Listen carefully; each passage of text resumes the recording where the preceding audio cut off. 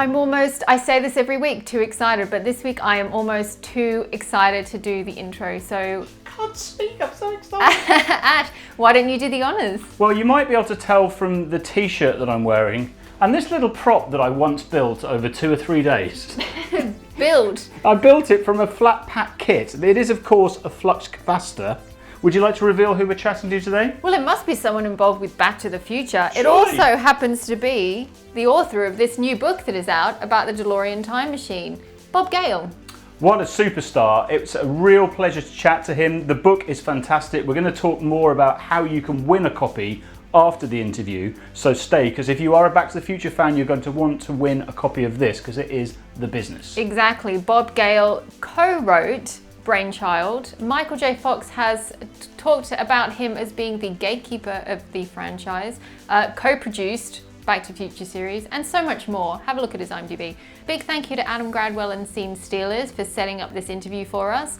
His Facebook is down below. Give him a like, follow. They do great things at Comic-Cons, bringing these kind of people to the wonderful people of Britain and beyond. So without further ado, Mr. Bob Gale.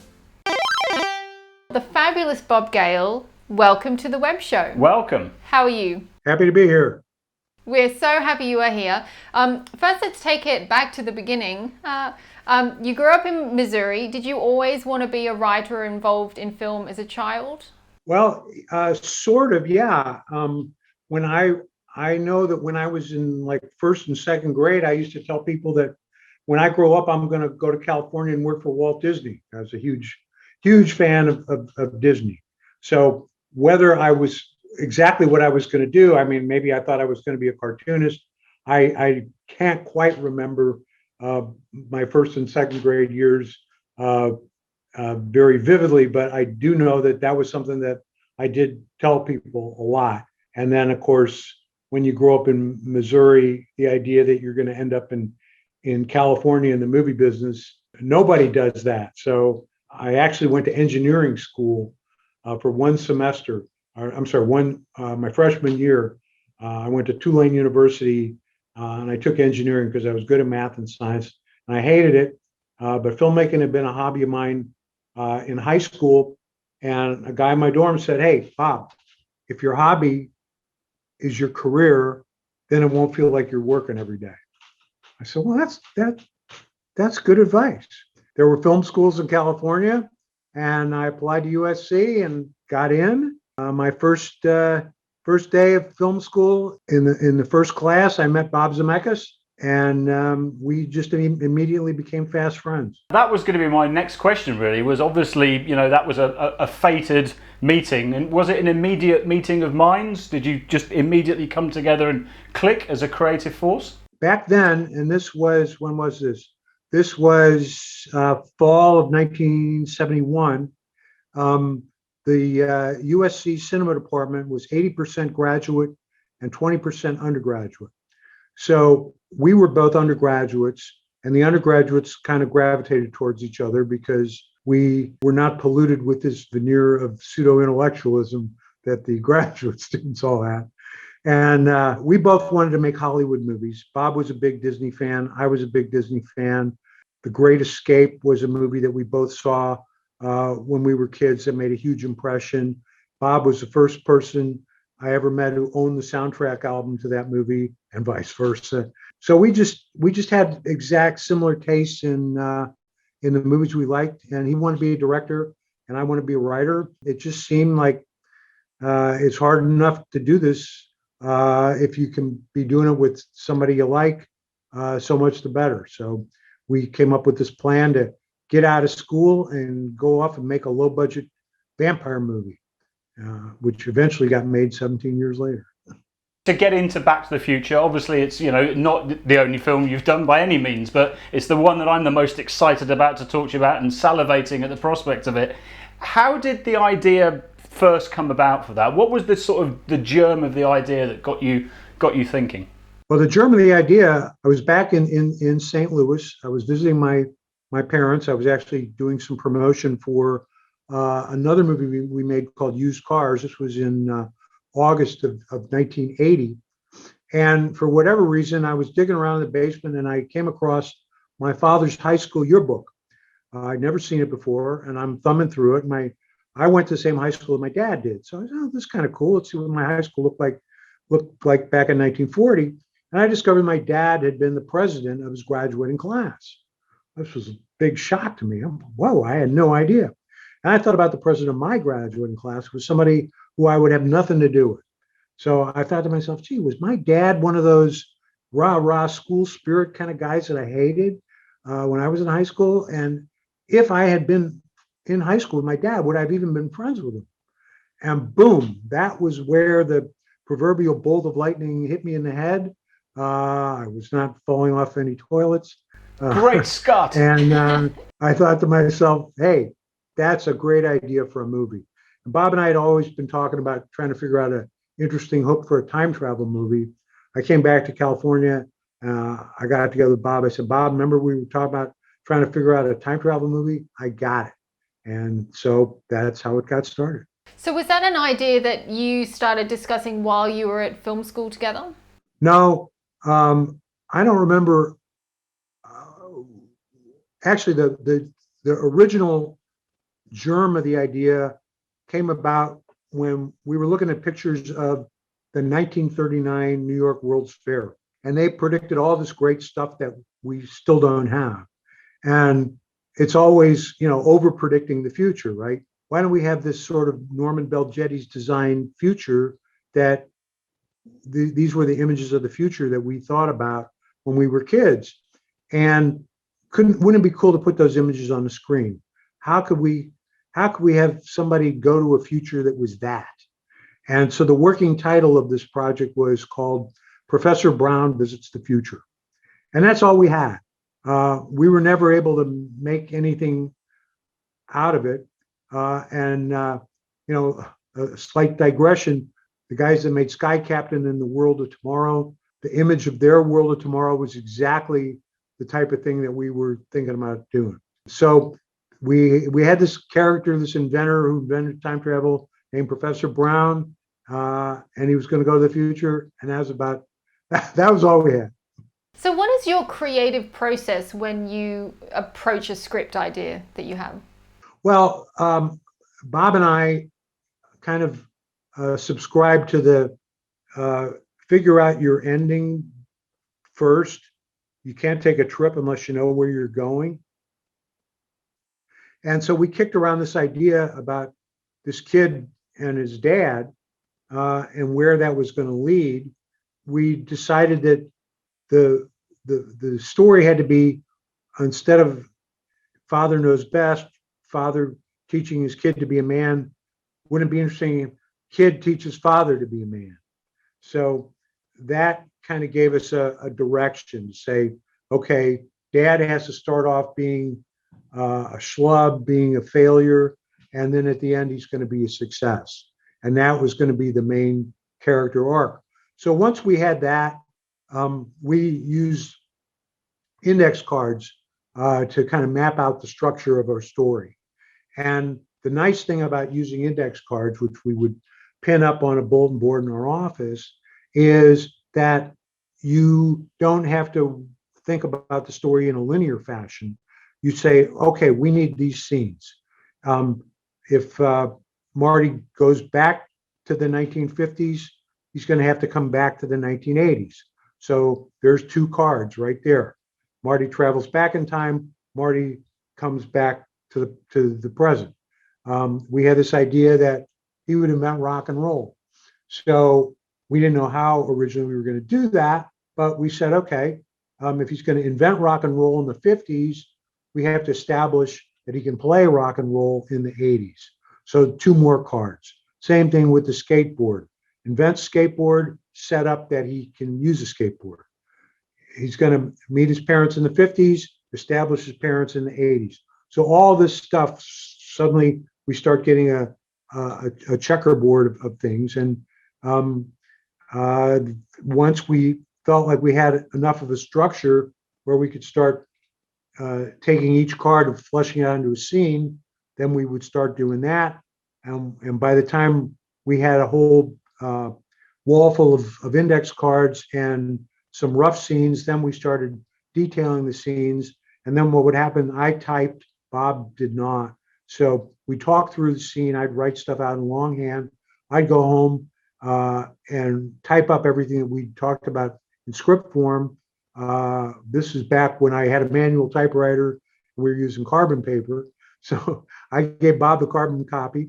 And so then the next night when I was working on the next scene, Bob was going over the previous scene and marking it up and redlining it. And by the time we got through the whole thing, then we'd start all over again with the pages that we already had and do it again. The first movie was always the first movie. It was always complete in itself. We never thought about a sequel. People say, oh, well, with that ending, you must have thought you were going to do a sequel. No. The ending is satisfying whether there's a sequel or not. You know, your heroes go off on another adventure. And as Zemeckis has said on many occasions, if we knew we were going to do a sequel, we would have never had Jennifer get in the car. Because when it came time for us to figure out what are we going to do with the sequel, well, what are we going to do with Jennifer? We went around and around and around on that, and finally we took the convenient route, and Doc knocks her out. She's unconscious for most of the second movie. So when we started working on, by the time we got to writing part 2, that's when we had enough material to do part 2 and 3. And so part 2 became part 2 and 3. You were talking before about your index cards, and one thing I wanted to get into was the time travel narrative was so brilliantly orchestrated. I mean, I have seen these movies many, many times, and the Lone Pine Mall, Twin Pine, all these little, how did they fit into the cards? Because, you know, her going off the creek, it being named, all these various little, every time I watch the movies, I seem to find something else in there that I haven't spotted. That must have been fun. Well, it was fun. Some of the stuff was conceived early on, and then other stuff was after we had a rough draft. Then we would kind of go back and say, all right, how can we make this more interesting? And the fun stuff for the writing craft is when you can disguise something so well that nobody sees it coming. And the perfect example of that is the Uncle Joey joke, because in the dinner table scene in 1985, you see Lorraine bring this cake out, you know, jailbird Joey, all that stuff. And it's just another way to say, wow, what a dysfunctional family. This family is really screwed up. We're gonna have to eat this cake by ourselves. Your Uncle Joey didn't make parole again. And then nobody is expecting the little kid, the little baby in the playpen, and that's Uncle Joey. And it's just, you know, it's a wonderful surprise, but it's totally set up. And you know, that's one of my favorite bits of writing craft, if you will, about how nobody saw that one coming. And the line was something like, "You better get used to those bars, Uncle Joey," or something, wasn't it, when he was in the baby? Right. Yeah, absolutely brilliant. So you're my Uncle Joey. Better get used to these bars, kid. Now, on the casting front, obviously it's widely known that Eric Stoltz was cast originally. There was a period of filming happened, and that must have been a very difficult, you know, I can't imagine studio execs that far into a shoot, and, you know, there must have been a revelation where people went, this isn't working. I mean, how was that process to replace the lead at that stage? Eric Stoltz he's a good actor. He did a decent screen test. The head of MCA Universal was very bullish on him, insanely bullish on him. And we weren't. We weren't convinced that he had the comedy chops. Finally, Mr. Scheinberg, the CEO, he said, I'm so sure that this kid's going to be great. If it doesn't work out, you know, start all over again with somebody else. Now, he never expected that we were going to take him up on that. And we never thought we were going to take him up on that until so we were shooting and the comedy didn't seem to be jumping off of the scenes that we were seeing. And we thought, well, you know, he was good in this part, and we cut these 2 takes together. It should be all right. And then finally, our film editor, Artie Schmidt, was cutting the movie, you know, immediately right behind the shooting. And Bob saw an assembly of the first 40 minutes of footage that he'd shot. And he called me, and he called Neil Canton, I'm the co-producer. And he said, guys, I need you to look at this footage because I think we got a problem. And we watched it and we said, yeah, it's not funny. We showed it to Spielberg and Frank Marshall and Kathy Kennedy. They all agreed. And we said, you know, it's not working. It's just not working. And we need a recast. We're going to have to take Sid up on what he promised. And Stephen wisely counseled us. He said, look, you don't want to mention this to anybody that you're going to recast until you got somebody lined up. And we'd always wanted Michael J. Fox, but he was on his TV show Family Ties, and the producer wouldn't let him out of the show because that was his commitment, of course. So this was now when we went back to the producer of Family Ties, this was many months later, we said, we're up the creek without a paddle, and Michael would be a godsend if we could arrange this. And he said, okay, listen, if you guys agree to shoot your movie around our schedule and Family Ties, and if Michael is up for that, I'll say yes. So we said, okay, yeah, sure. This is the best guy for the part. Of course, we're going to bend over backwards to do whatever we can to get him in the movie. Michael reads the script. He loves the script. And then we went to the studio and said, okay, we got a problem. And we showed the footage to Mr. Sheinberg. He reluctantly agreed. It didn't hurt that we already had the hottest young actor from the second highest rated show in America to replace Eric. The rest, as they say, is history. Michael came on. This is something that you don't do. The only time this kind of thing happens is when somebody dies. But this you don't do, right? You might replace an actor after a week, but after 5.5 weeks, no. So this was uncharted territory.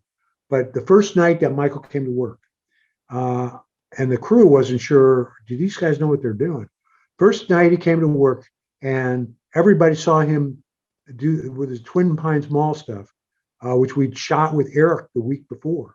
Everybody's watching Michael do this, and everybody, oh my God, it's like night and day. It's perfect.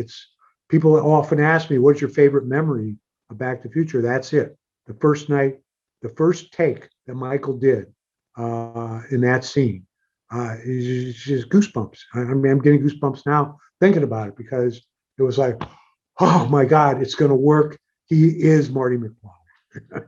Did he feel an added pressure because he was coming in at such an unusual circumstance? If he did, he never said so. I think, look, he was 21, 22 years old. At that age, you're invulnerable, right? You can do anything. He brought that attitude, which was great. Sleep, what the hell do I need sleep for? I can sleep when I'm dead. So he was happy to be there. And, part of the kind of dazed thing that he has is because, by the second week of shooting, he wasn't getting a whole lot of sleep. So he's just kind of running around, just being crazy, and it worked perfectly. I'm sure there's going to be many things for this answer, but did you keep anything, or what did you keep from the movie as mementos? Well, I've got a couple of hoverboards from the first movie. Mr. Fusion, I have a Mr. Fusion lamp that our special effects coordinator on the sequels made for me out of the wreckage. I've also got the time circuits that were left on the train tracks at the end of part 3. So I have a few things, yes. Now you've obviously been interviewed about this. It's such a much loved movie that you've probably been asked every single question there is. But is there anything that people don't know about Back to the Future that you've got in your mind that you could give us a total, nobody knows this one thing? Now that's a tough question, I appreciate. That's the question, right? People say, well, I always challenge people to say, ask me a question that I have never been asked. See if you can come up with one. Well, so you're putting that on me. Yeah, that's true. We thought it might be easier. Okay then, if we know there's never going to be another one that's been much discussed, and Have you ever had a thought has it ever dwelled in your mind that, if we did a fourth one, it would be set in this time period? Well, no, we never thought about it as a fourth movie. There were ideas that we discarded when we were developing part two. And one of those ideas was to go back to the gangster era, the Roaring Twenties, and have Biff's ancestor be a bootlegger. George McFly's ancestor, Arthur McFly, was a bookkeeper's accountant for the gangsters. We were going to introduce Doc Brown's mother. So we had all these ideas, and a lot of those ended up in the Telltale video game that came out in 2011. They also are in the comic book series that we made from the video game. So those that want to read a narrative version of the video game, you can find that. And you can also, the comic book series from IDW, and they've all been reprinted in trade paperbacks now. Those explore a lot of the ideas that fans have always wanted to know. How did Doc and Morty meet? It's also in the book. I put a lot of that stuff in the book, which I expect we will be talking about shortly. My next question, actually. The book is fabulous. I've been geeking out on the book for about the last 3 or 4 days. Yeah, so all these ideas, all this kind of backstory, what happened? What did Doc Brown do when he left Marty at his house near the end of the first movie? Between there and when he comes back and says, "You got to come back with me," that's all covered in the book. And so that stuff, no, we're never going to put that in a movie. It's not really necessary, but it's there for those that want to seek it out.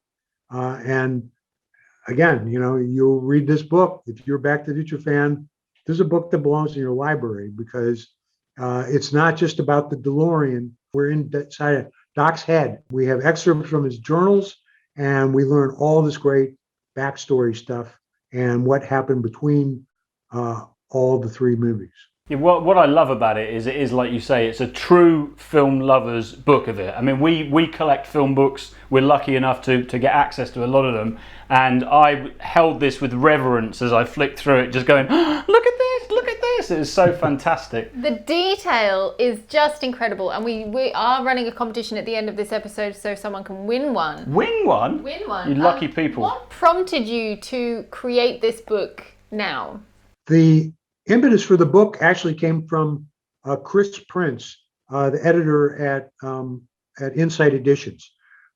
Chris is a huge Back to the Future fan, and he was the editor on Back to the Future, the Ultimate Visual History. There's a new edition that came out a couple of months ago, and the original edition from 2015. So he called me up one day and he said, "Hey, Bob, Insight does all these vehicle books. And some of them are real vehicles and some of them are fictional vehicles. And I want to take your temperature on doing one about the DeLorean time machine." And he sent me the Ghostbusters book, and he sent me the Marvel Vehicles book. And I'm looking through this and say, yeah, okay, I get this. This would be great. And what would be even greater is if we bracketed everything with Doc's journals. So that's how it all got started. And then I said to Chris, look, the one guy that has to be involved in this is Joe Walser, because Joe led the restoration of the A-car time machine that's now on display in Los Angeles at the Peterson Automotive Museum. And Joe knows more about the DeLorean time machine than anybody on Earth, I think, and because he took the whole thing apart, put it back together with his team of guys. And I said his attention to detail on the car is going to be essential to, making this whole thing work. So Chris was a little nervous about this because Joe had never done anything like this for a book, but I assured him that we would get it right.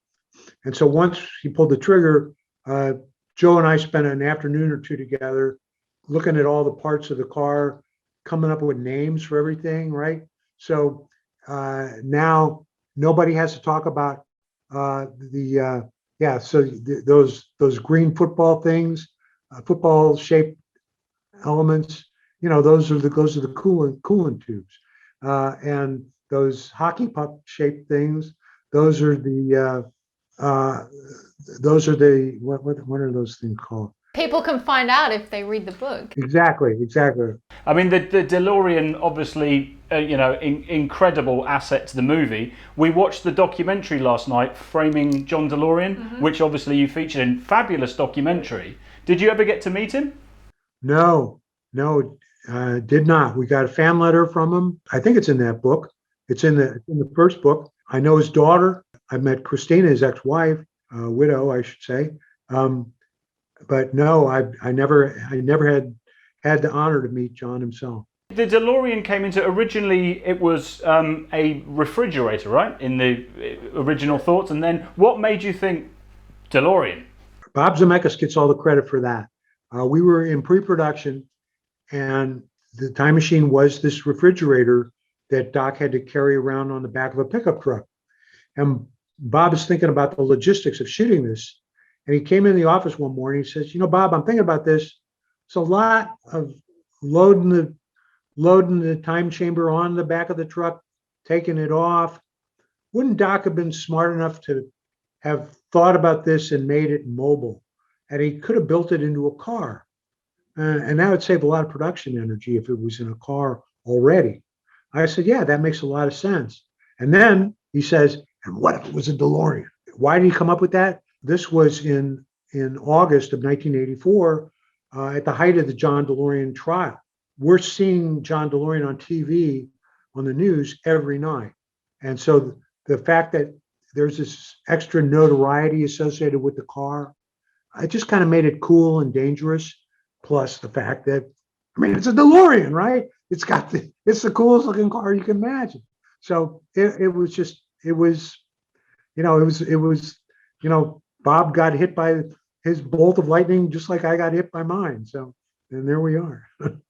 Almost the studio wanted it to be a Ford Mustang. There was a product placement company that the studio hired to make deals to say, okay, we're going to put a Texaco gas station in, and let's get some money from Texaco because they'll pay more than Shell will pay.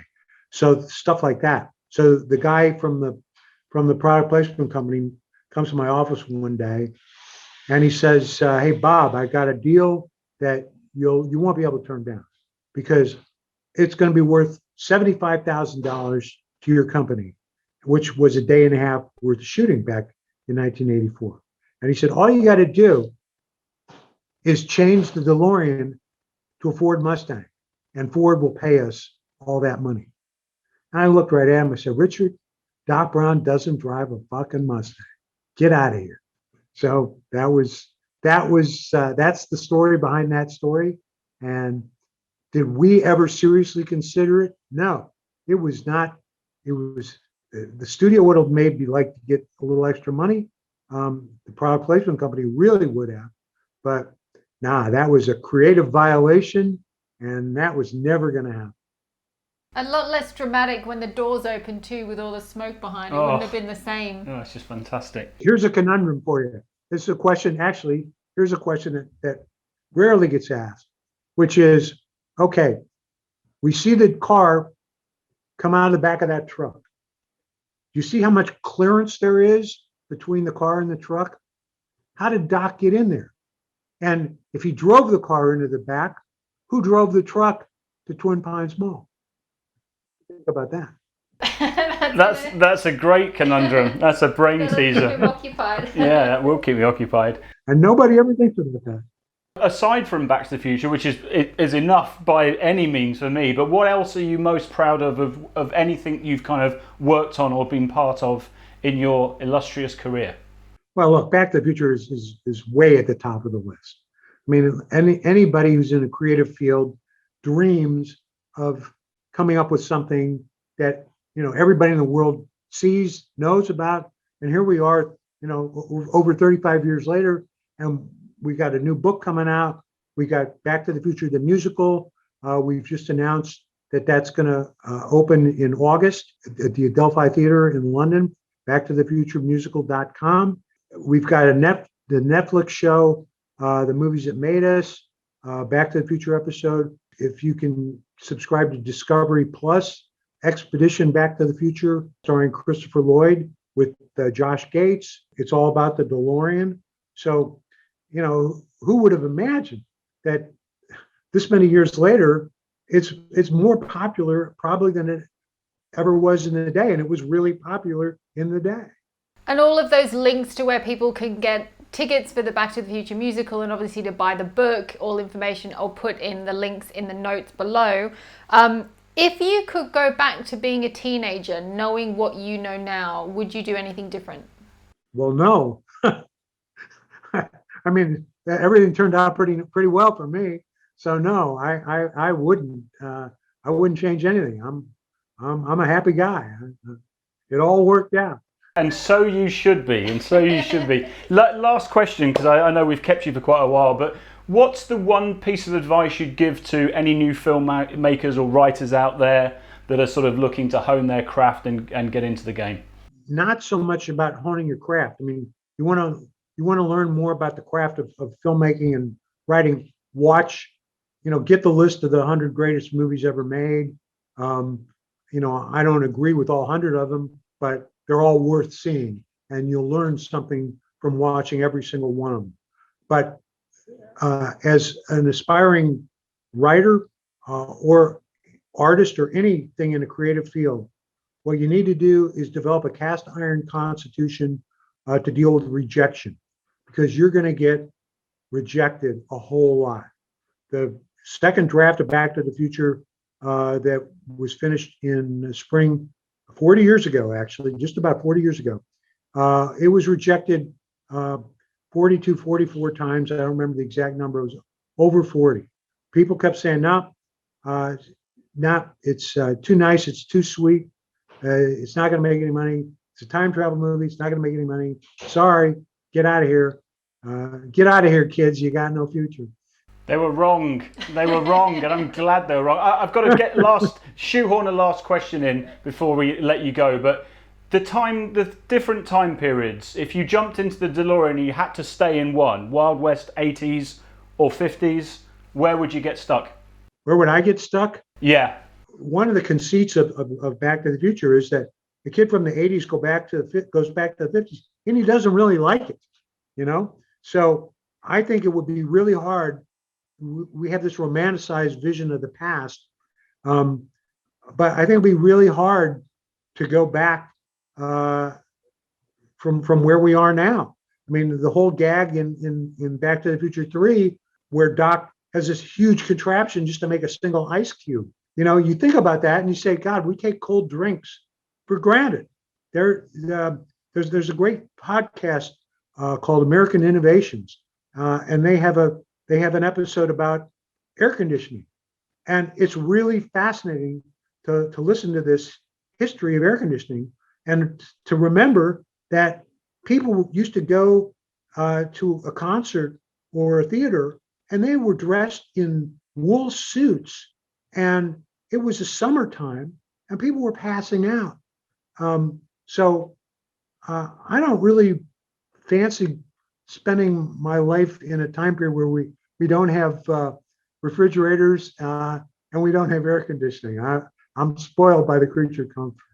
I guess it's the future for you in that case then. Woody Allen said he would never go back to a time period that didn't have indoor plumbing. That's wise. That's wise stuff. Well, we wanted to thank you so much for coming on. Obviously, we're going to detail about the book. We're going to do the competition after. It really is fabulous. Thank you. It's a real pleasure. I feel like I owe a debt of gratitude for my entire youth. I've grown up with your movies, just loved it. Back to the Future had a huge effect on me, and really appreciate you taking the time. Then I will see you guys in the future. How great was that interview, Mr. Bob Gale? And what a great book too. We're going to tell you how you can win one of these in a second. But if you are a Back to the Future fan, you have no excuse. You need to own this book. Yes, once again, the link to buy the book is below in the pinned comment and also show notes, and also where you can go and get your tickets for the Back to the Future musical.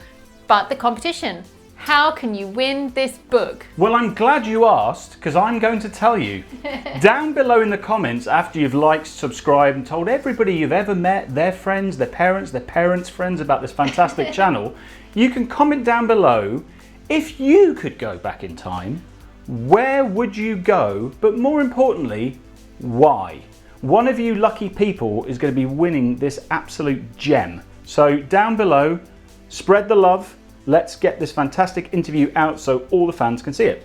The winner will be announced in the next web show that we have, but we don't know when that will be. So if you subscribe and ding the bell, you will find out.